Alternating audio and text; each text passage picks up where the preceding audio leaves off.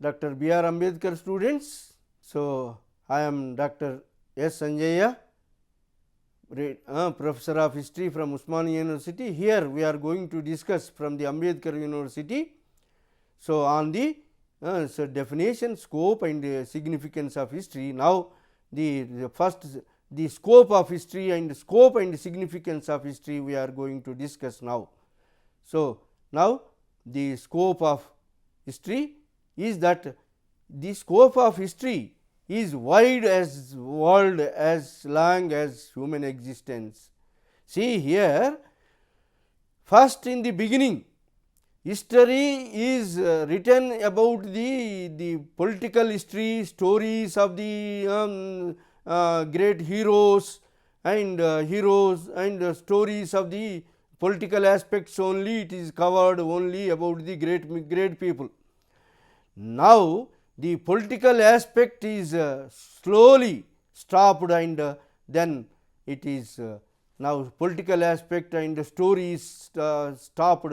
Now, its scope is widened and now then economic aspect, then social aspect, cultural aspect of the man, and thus the scope of history from earliest period to now it is widened, wide as the world and as long as human existence. This is scope is much widened compared to the earlier political. Now, it is turned to economics and it is turned to the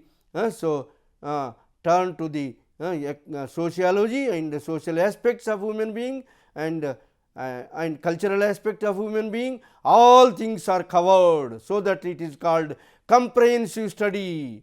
Comprehensive study, history is called a comprehensive study.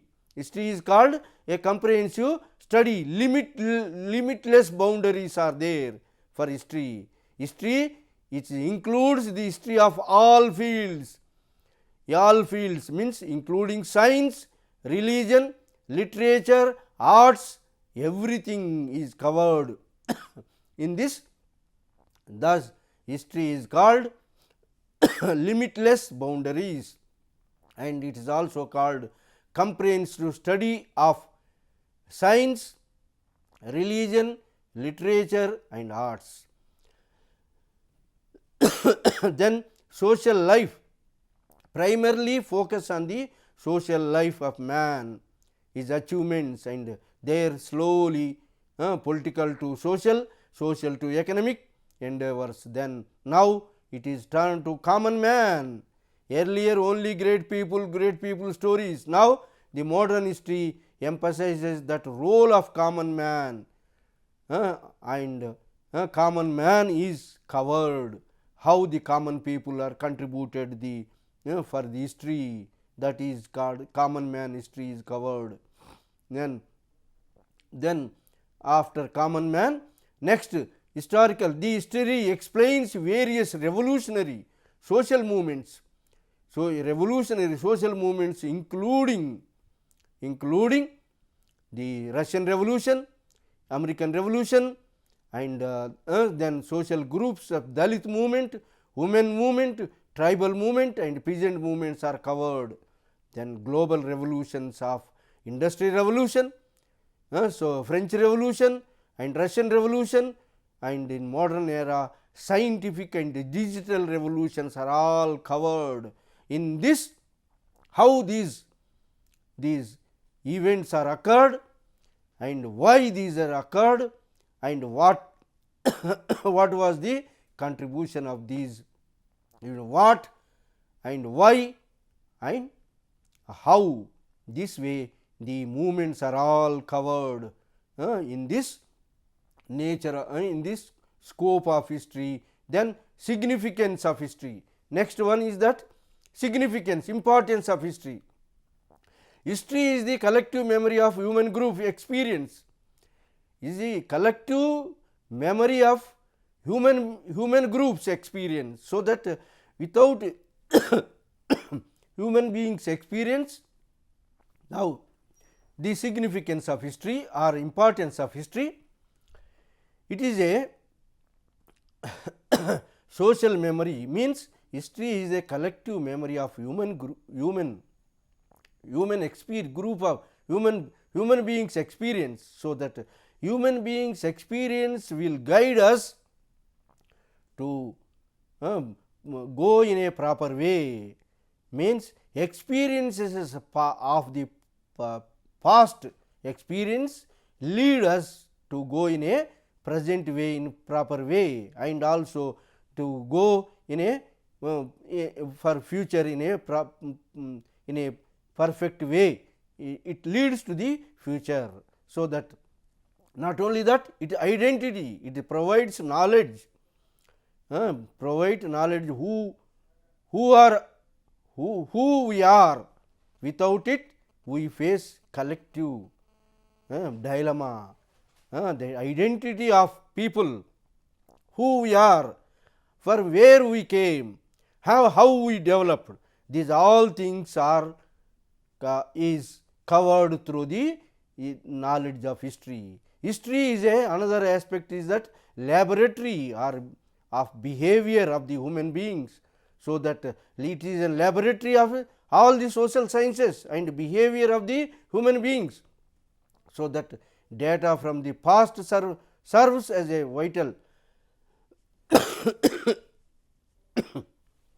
evidence to understand why our species behaves as it does. History, prophecy in reserve. By interpreting the past, we can make a fair guess or prediction about the future.